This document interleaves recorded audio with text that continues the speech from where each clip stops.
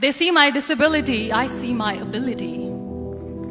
They call me disabled, I call myself differently abled. There are some incidents that happen in your life. Those incidents break you, deform you, but they mold you into the best version of you. And the same thing happened to me. I was 18 years old when I got married. My father wanted me to get married. And all I said was, if that makes you happy, I'll say yes. And of course, it was never a happy marriage. Just about after 2 years of getting married, I met a car accident. Somehow my husband fell asleep and the car fell in the ditch. He managed to jump out, saved himself. I'm happy for him. But I stayed inside the car and I sustained a lot of injuries. The list is a bit long, don't get scared. The wrist was fractured. Shoulder bone and collarbone were fractured. My whole rib cage got fractured. And because of the rib cage injury, lungs and liver were badly injured.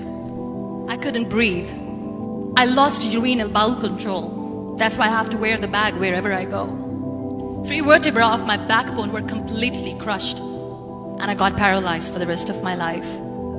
I finally ended up in a hospital where I stayed for 2.5 months. I underwent multiple surgeries. One day, doctor came to me and he said, well, I heard that you wanted to be an artist, but you ended up being a housewife. I have a bad news for you. You won't be able to paint again because your wrist and your arm are so deformed, you won't be able to hold a pen again.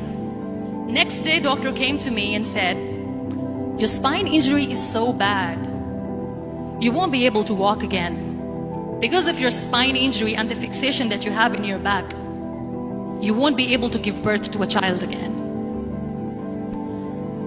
That day, I was devastated. I asked my mother, why me? And that is where I started to question my existence. Why am I even alive? And that is where I realized that the words have the power to heal the soul. My mother said to me, this too shall pass. God has a greater plan for you. I don't know what it is, but He surely has. And in all that distress and grief, somehow or the other, those words were so magical that they kept me going. One day I asked my brothers, I know I have a deformed hand, but I'm tired of looking at these white walls in the hospital and wearing these white scrubs. I'm getting tired of this. I want to add more colors to my life. I want to do something. Bring me some colors. Bring me some small canvas. I want to paint. So the very first painting I made was on my deathbed, where I painted for the very first time. It was not just an art piece or just my passion. It was my therapy.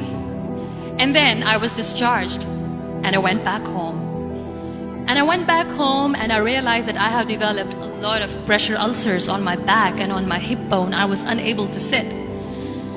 There were a lot of infections in my body, a lot of allergies. So doctors wanted me to lie down on the bed straight for not 6 months, for not 1 year, for 2 years.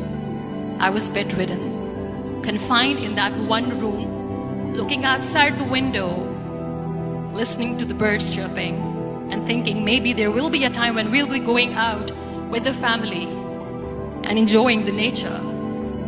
That was the time where I realized how lucky people are.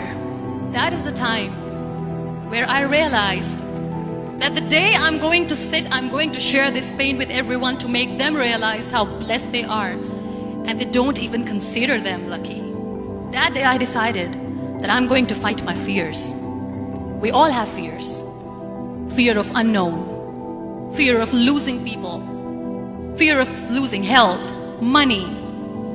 We want to excel in career, we want to become famous, we want to get money. We are scared all the time. So I wrote down one by one all those fears. And I decided that I'm going to overcome these fears one at a time. You know what was my biggest fear? Divorce. I was trying to cling on to this person who didn't want me anymore, but I said no. I have to make it work. But the day I decided that this is nothing but my fear, I liberated myself by setting him free. And I made myself emotionally so strong that the day I got the news that he's getting married, I sent him a text that I'm so happy for you and I wish you all the best. And he knows that I pray for him today. Number 2 was, I won't be able to be a mother again. And that was quite devastating for me. But then I realized there are so many children in the world, all they want is acceptance. So there is no point of crying, just go and adopt one. And that's what I did.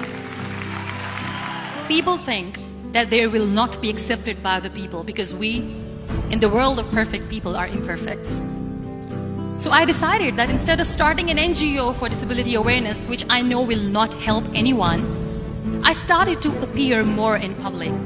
I started to paint. I decided that I'm going to join the national TV of Pakistan as an anchor person. And I've been doing a lot of shows for the last 3 years. I became the National Goodwill Ambassador for UN Women Pakistan, and now I speak for the rights of women, children. We talk about inclusion, diversity, gender equality, which is a must. Every time I go in public, I always smile. It's always a big toothy smile on my face, and people ask me, don't you get tired of smiling all the time? What's the secret? I always say one thing, that I have stopped worrying about the things that I have lost, the people that I have lost. Things and people who were meant to be with me are with me. And sometimes, somebody's absence makes you a better person. Cherish their absence. It's always a blessing in disguise. Live your life fully. Accept yourself the way you are. Be kind to yourself. Be kind to yourself. I'll repeat, be kind to yourself, and only then you can be kind to others. Love yourself and spread that love.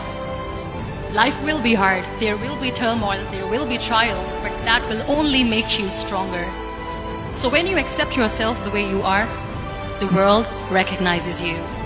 It all starts from within.